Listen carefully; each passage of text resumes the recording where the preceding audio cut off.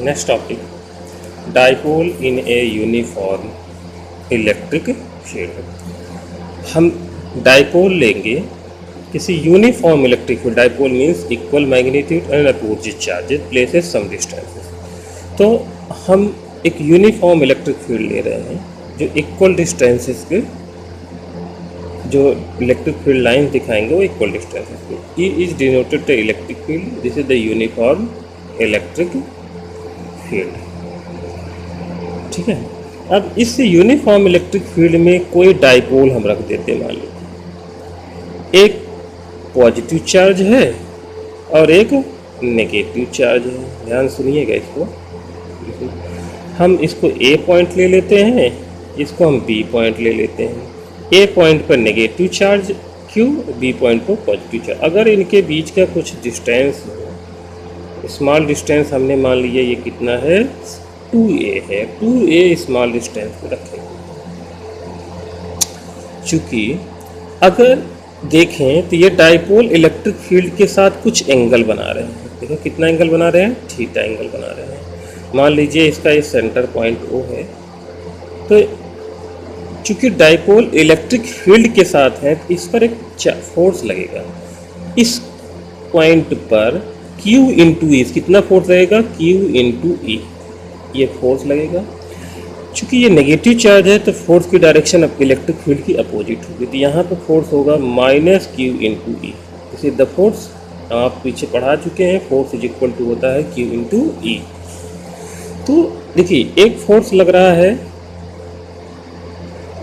Electric field की direction में, एक अपोजिट डायरेक्शन। अर्थात इस डाइपोल को ये क्या कराएगा, घुमाने की कोशिश करेगा, अर्थात एक टॉर्क डेवलप करेगा। तो आप पढ़ चुके हैं टॉर्क पहले। इस डाइपोल को क्या करेगा, घुमाने का या रोटेट कराने का कोशिश करेगा। सबसे पहले हम क्या करेंगे, consider a permanent dipole of dipole moment P in a uniform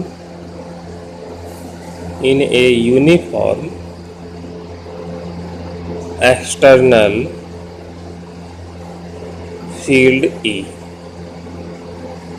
so in figure।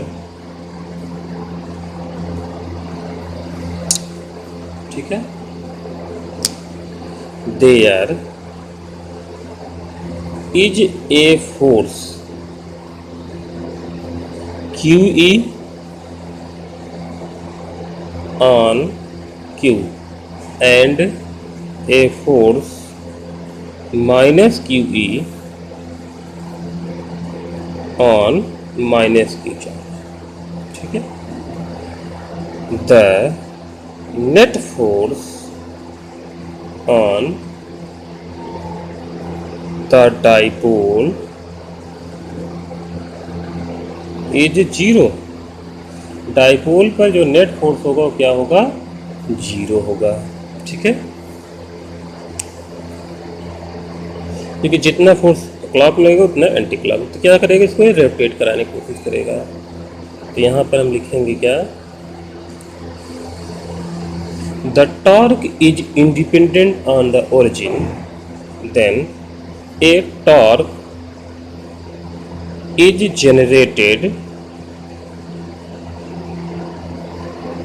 on the dipole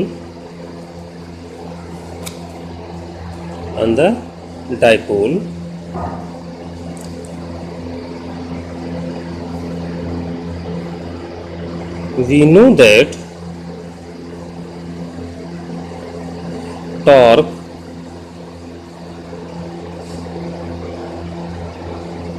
is equal to product of force and perpendicular distance। तो यहाँ पर कौन सा एक फोर्स है Q, तो torque tau is equal to force Q into E and perpendicular distance 2a। Perpendicular distance 2a into sine theta. लेकिन अब आप सोचोगे 2a साइन थीटा कहाँ है? आप देखिए यहाँ इस फिगर में देखिए, परपेंडिकुलर डिस्टेंस जो होगी ये होगी, यहाँ से एक परपेंडिकुलर ड्रॉ करिए, इस फोर्स से दूसरे वाले फोर्स लाइन परपेंडिकुलर ड्रॉ करिए, तो ये जो होगी ये, इसको मान लीजिए हम सी पॉइंट लेते हैं, बी सी जो होगी ये परपेंडिकुलर डिस्टेंस होगी, तो ये परपेंडिकुलर, अगर ये थीटा एंगल था तो ये भी थीटा एंगल होगा, क्योंकि थीटा एंगल है तो ये कितना होगा, ये होगा हमारा 2a sine theta, perpendicular distance is equal to 2a sine theta.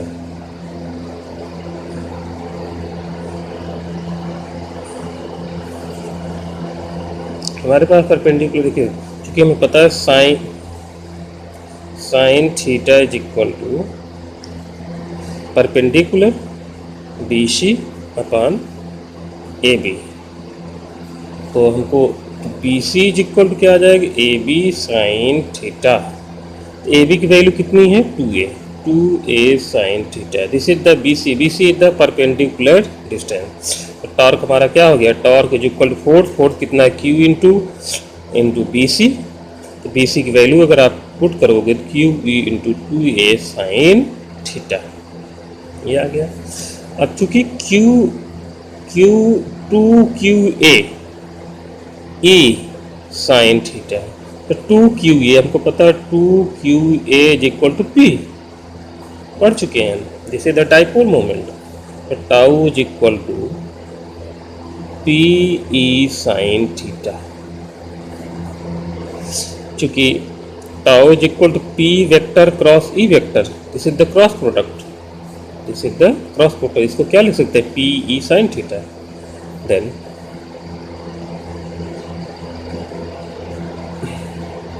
Torque is a vector quantity, torque क्या होता है, वेक्टर क्वांटिटी होती है, तो अब आपको क्लियर हो गया torque is a vector quantity. अब डायरेक्शन ऑफ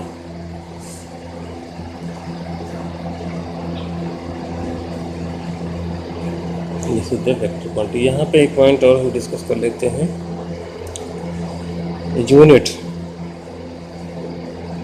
यूनिट क्या होगी, क्योंकि टॉर्क भी एक फोर्स ही होता है, तो इसकी यूनिट कितनी हमारी निकल के आएगी,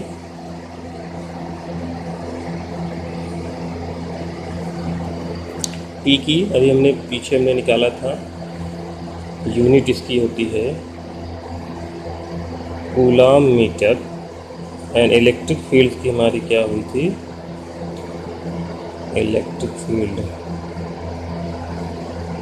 F upon Q, force newton पर कूलम न्यूटन मीटर, टॉर्क का न्यूटन मीटर आपका आ गया, न्यूटन मीटर,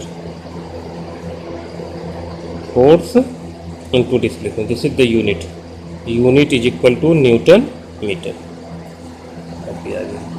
अब बात यहाँ पे एक पॉइंट की और आती है, when P is parallel to E, अगर डाइपोल और इलेक्ट्रिक फील्ड दोनों पैरेलल हों, when P is parallel to E, then theta is equal to 0, तो थीटा 0 हो जाएगी, तो हमारे पास टॉर्क क्या हो जाएगी, टॉर्क इज इक्वल टू हमारे पास PE साइन थीटा, तो टॉर्क हमारे पास 0 हो जाएगा।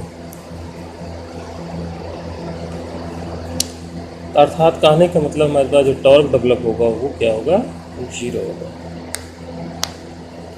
अगर हमारे पास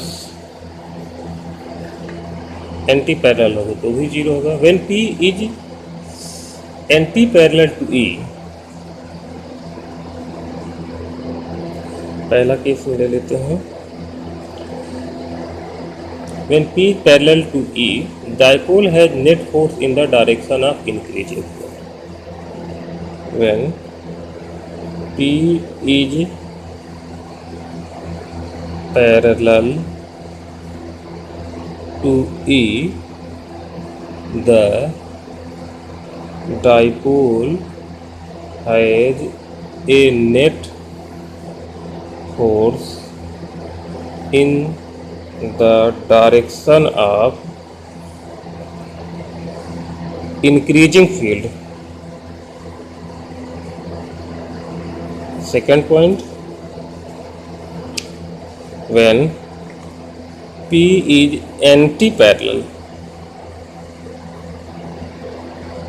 to E, the net force on the dipole is in the direction of decreasing field. Thank you.